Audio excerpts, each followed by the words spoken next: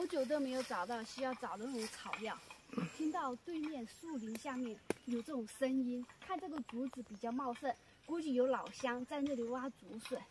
我带这个看一下能不能捡一点肉。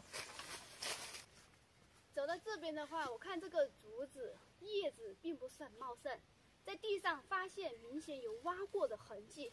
在那边有一对夫妇在那里挖，我们来看一下他挖了有多少。他们挖的好用心。小夏，你们来了多久了？刚来不久。刚来呀？有没有挖呀？我这里发现有一个。哇，是哦，这里也有。有。拿起来看一下。竹林是小年竹，来捡肉的。我也是说听到你们的声音了，过来看一下。啊。但是这个工具就没有你们专业哈，我这是小厨子。哇，这么厉害！你还这个挖笋神器啊？是吗？我等一下挖一下，看一下能不能挖一点。试下呀。好，看一下旁边怎么去看这竹笋的，你们。先看竹叶子。先看竹叶子。再看竹子。像这种有一点竹叶子的，然后有这个比较绿的话，应该是有冬笋的。最好呢就是看看周边有没有什么裂纹啊，或者是有没有土包啊、边啊。看到它边你就可以追啊，追过去啊。像这种比较绿的竹子的话，一般呢都不会很远。哇，这3个竹子好绿啊！按它的方法呢，就是追边法，看一下地上有没有这个挖的去。哇，这里有一个竹子，你看这里青色的，然后再顺着它的一个位置，大概这样子挖的去，看一下能不能挖到。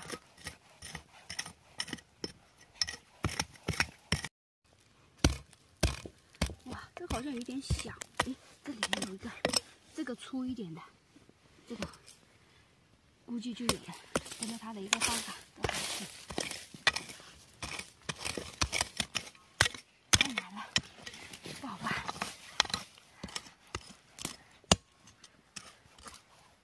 哇，这里发现一个小的，这里有一个好小的。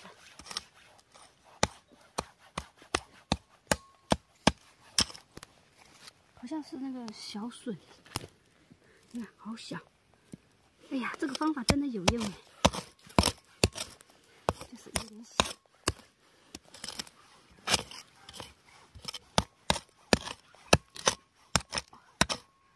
看样子应该好小这个，连着去应该还有的。哇，走到这里来了，这应该有的。哇，这样。以防有这个笋挖到，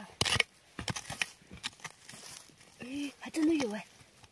哇，这里有，应该还有，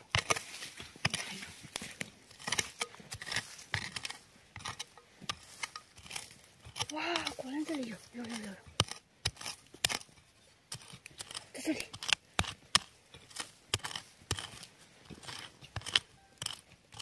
漂亮啊！这个应该有3两左右，